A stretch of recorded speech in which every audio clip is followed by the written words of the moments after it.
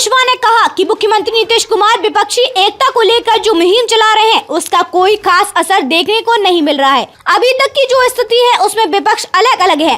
प्रधानमंत्री के दर्जन भर उम्मीदवार पूरे देश में घूम रहे हैं। कांग्रेस विपक्ष की सबसे बड़ी पार्टी है। नीतीश कुमार विपक्ष को एकजुट करने की कोशिश कर रहे हैं, लेकिन इन लोगों का कोई तारतम्य नहीं बैठ रहा है। ऐसी हालत में 2024 के लोकसभा चुनाव में प्रधानमंत्री नरेंद्र मोदी के सामने कोई चुनौती नहीं है। देखिए, हमने तो बार बार कहा है, जनता दल यूनाइटेड में अपवाद कोई हो सकता है या निजी स्वार्थ में कोई नीतीश कुमार जी के उस निर्णय का समर्थक हो सकता है। बाकी मांझी जी क्या, जनता दल यूनाइटेड में भी अपवाद छोड़कर बाकी सभी लोग नहीं चाहते कि उस तरह के डिसीजन की ओर बिहार जाए, जिस डिसीजन के कारण फिर से बिहार में वही स्थिति हो जाए, पुराना 15 साल वाली स्थिति कोई नहीं चाहता। तो देर सवेर सब लोग बोलेंगे। मांझी जी ने कहा है तो कोई आश्चर्य की बात नहीं है। धीरे धीरे सारे लोग वही बात बोलेंगे। जिस रास्ते पे अब हम चल रहे हैं, सभी लोग उसी रास्ते पे आएंगे, क्योंकि जनता का दबाव लोग नहीं झेल पाएंगे। जनता कहीं से नहीं चाहती है कि फिर से उसी राज्य में हम वापिस हो, इसलिए मांझी जी या बाकी लोग भी बोलेंगे। क्या लगता है कि अब आने वाले समय में जेडीयू में बड़ी की परिस्थिति जो है उसमें कोई दुख नहीं है, लेकिन हाँ इतना जरूर है कि मन में थोड़ी सी पीड़ा तो होती है। जिस पार्टी को इतना संघर्ष करके बिहार के लोगों ने ताकत दी, बनाया, न जाने कितने लोगों की जान गई, कितने कार्यकर्ताओं ने यातना सही, तब जाकर यह पार्टी बनी। लेकिन यह पार्टी आज बर्बाद हो रही है, इस बात का तो दुख जरूर है।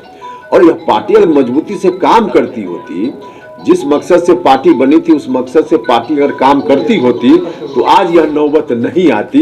इस बात की पीड़ा तो जदयू में जो परिस्थितियां कभी बदलती हैं, नीतीश कुमार कोई बड़ा फैसला लेते हैं, भविष्य में कोई परिस्थितियां बदलती है तो क्या उपेंद्र कुशवाहा नीतीश कुमार के साथ नहीं? देखिए, राजनीतिक रूप से जिस रूप में मर्जर मेरा हुआ था, अब तो भविष्य में कभी भी नीतीश कुमार जी को जो उनके साथ वाले लोग हैं उस लायक रहने ही नहीं दिए, तो अब सवाल ही नहीं उठता है कि कोई उस रूप में नीतीश कुमार जी के हम साथ जाएं, हो ही नहीं सकता है। अब व्यक्तिगत रूप से कभी नीतीश जी को खून की जरूरत हो तो उपेंद्र कुशवाहा पहले जाकर खून देने का काम करेगा, व्यक्तिगत रूप से। जदयू में जो विधायक हैं, सांसद हैं, क्या आपके संपर्क में हैं? देखिए, संपर्क में तो है ही लोग, इंतजार कीजिए। हमसे ही संपर्क में नहीं है, सिर्फ ऐसा नहीं है, अलग अलग लोग अलग अलग जगह। अब देखिए, केसी त्यागी जी का कल जो बयान आया, केसी त्यागी जी ने कहा कि 2025 के बाद 2030 तक नीतीश कुमार जी नेतृत्व करेंगे बिहार में। अब जनता दल यूनाइटेड में हम लोग भी थे और बाकी जो लोग आज हैं, सब लोग कह रहे हैं कि हम दिल्ली के लाल किला पर भेजेंगे। और पार्टी के एक बड़े नेता केसी त्यागी जी कह रहे हैं कि 2030-35 तक उनको हम पटना के गांधी मैदान में खड़ा रखेंगे।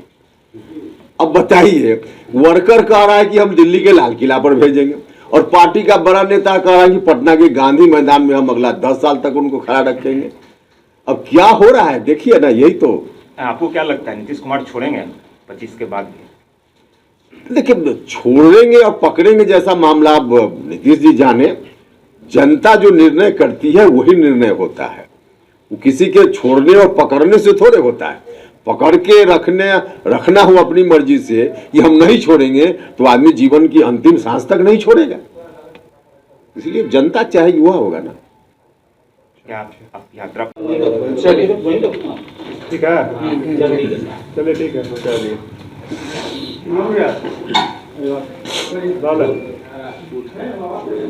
उधर ज्यादा। सर, आपने कल जिस तरीके से जेडीयू छोड़ा, उसके बाद ललन सिंह का बयान आया कि हमने कब कहा था कि 2025 में तेजस्वी यादव चेहरा बनेंगे। नीतीश कुमार कई बार पब्लिकली, तो मतलब कौन किसको धोखा दे रहा है पता नहीं चल रहा। आप बोल रहे कि जेडीयू ने आपको धोखा दिया, उधर लग रहा है कि वो उनको भी एक बार लग रहा है कि धोखा मिल गया। देखिए, जनता दल यूनाइटेड में अब तक तो यही हम लोग सुनते रहे हैं कि नीतीश कुमार जी सर्वमान्य नेता हैं। नीतीश कुमार जी ने जो कहा सबको मानना पड़ेगा। अब नीतीश कुमार जी की बात पर मैंने टिप्पणी की तो मुझको दल से बाहर होना पड़ा। अब नीतीश कुमार जी सर्वमान्य नेता हैं, उनकी बात जिस रूप में आई, उन्होंने कोई बंद कमरे में नीतीश जी ने नहीं कहा, सार्वजनिक मंच से एक बार नहीं कई बार नीतीश कुमार जी ने कहा।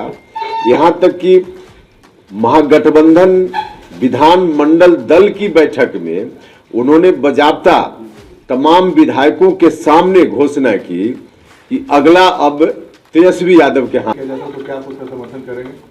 देखिए, यूनिफॉर्म सिविल कोड, हिंदुस्तान इतना बड़ा देश है, अलग अलग तरह के लोग हैं, अलग अलग तरह की बोली है, अलग अलग तरह का वेशभूषा है, यहाँ तक कि खान पान भी अलग है। राजमा चावल कश्मीर से हम शुरू करते हैं, लिट्टी चोखा बिहार होते हुए मछली भात पश्चिम बंगाल तक हम पहुँच जाते हैं, मसाल डोसा लीजिए तो आंध्रा हम कन्याकुमारी तक पहुँच जाते हैं। इस देश में उस तरह का कहाँ हो सकता है? लेकिन हाँ, संविधान निर्माताओं ने अपेक्षा की थी कि धीरे धीरे लोग खुद ही उस रूप में अगर मन बना ले। लोगों का काम है, सरकार का काम यह नहीं। हम माहौल बने उस रूप में, देश के लोग कभी उस रूप में तैयार हो जाएं तो ठीक है, वरना जबरदस्ती किसी पर थोप कर यह काम नहीं हो सकता। हो अच्छा है, लेकिन जबरदस्ती थोप कर नहीं हो, लोग स्वतः धीरे धीरे अगर उस ओर जाएं तो मुझको क्या इतराज है। एक अंतिम सवाल है कि संजय जायसवाल जी ने कल आपसे फैसला लिए